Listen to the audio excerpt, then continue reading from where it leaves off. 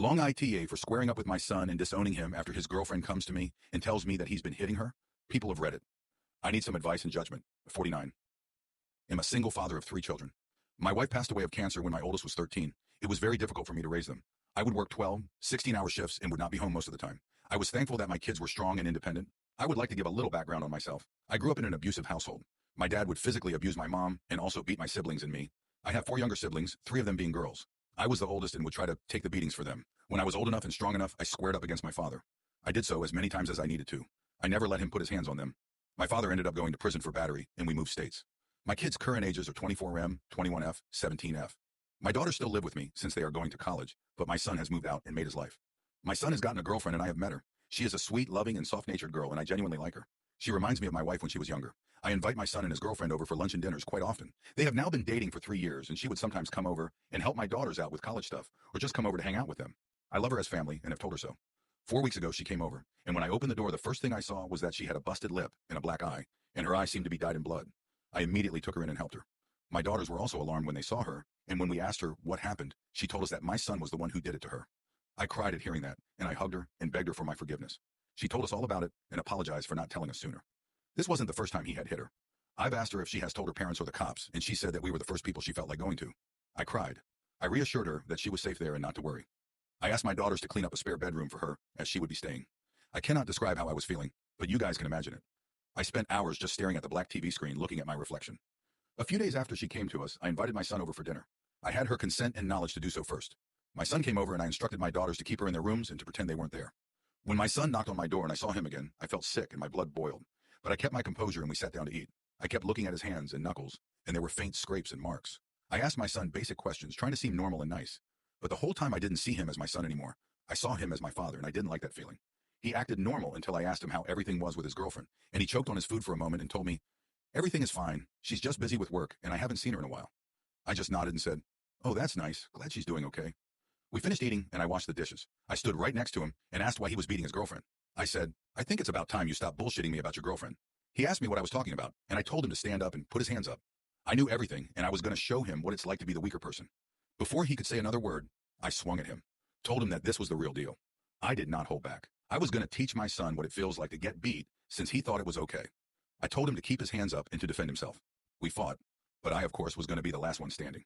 I asked him how it felt to be weak, to be on the other end of it. He told me to stop, but I asked him if he stopped when she begged him to.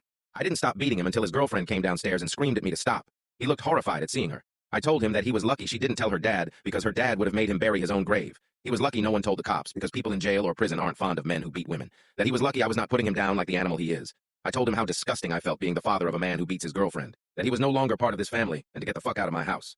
That he was a disappointment to everyone in this house. Seeing how I left him reminded me of how she came to me. I tossed him some napkins and told him to clean himself up on the way to whatever shithole he came from. I cried once he limped out of the front door. I told his girlfriend that moving forward was her choice and I would support her. If she chose to stay here, she was more than welcome to. But if she chose to continue her relationship with him, then I would be doing random welfare checks. I told her how sorry I was that something so horrible happened to her, and that it was my fault. It has been a few weeks since the fight. I didn't realize I had a broken nose, but that is okay. She chose to end the relationship with him, and she has been staying with us. I feel like shit. I keep seeing the red stains on the couch and carpet, and I keep asking myself if I did the right thing, if there were other options. I no longer had a son, and that hurt me. I do not know if I did the right thing. I've just been staring at my reflection on the TV. AITA? Hello again, people of Reddit. There were a lot of comments and many questions were asked.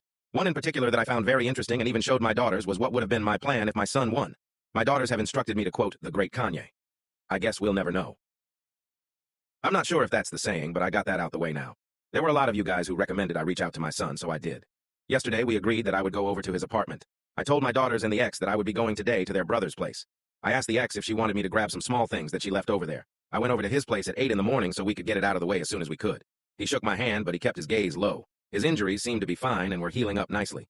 He led me into his apartment, and it was pretty messy. There were a lot of trash bags piled up, and some of the walls had little dents in them. I mentioned this because I mentioned that I saw scrape marks on his hands earlier. We made small talk first, and then I brought up the idea of attending therapy, but he shot me down.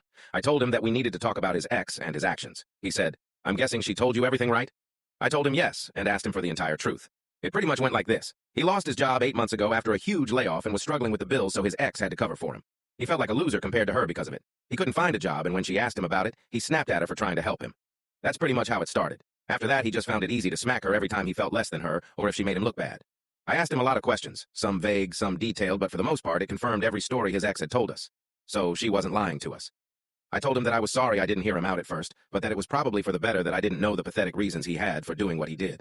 He did not apologize back or show any signs that he was remorseful for what he did. We continued to talk about it, and things got very heated. He kept on making excuses for himself and trying to justify what he did. I told him under no conditions was it okay for him to beat his girlfriend. Just because life got hard for him and things weren't going his way, it does not excuse his shitty actions. My son stood up and asked me why I couldn't have his back or take his side. I got up and asked him, in what way was I supposed to have your side? I would in no way support his actions, that he was full of shit for even having the audacity to think I would support him beating his girlfriend. Each time I tried to give him advice or anything related to self-improving, he would get angry. Things continued to escalate, and I told him that unless he got his life and himself under control, he was not allowed near his sisters or my home. He continued to say that even now I only cared for his ex and not him. I told him to not play the poor victim and that he made his bed and now he has to lay in it. He cannot continue to blame others for his actions, much less think it was okay to do what he did. He was no longer a child, but a grown man who made his choices, that every choice had its consequences. I asked him for his ex's things, and he told me that he broke them and showed me where they were. They were indeed smashed into pieces. I told him again how ashamed I was of him for being like this, and told him that he needed to get help, that he needed to take control of his life again and needed to change. If he continued to act and do things like this, he will end up in jail or dead, that he had to pull himself together for his sake. He told me to go fuck myself, and so I did. I picked up his ex's broken things and put them in a bag before I left. Am I the a-hole?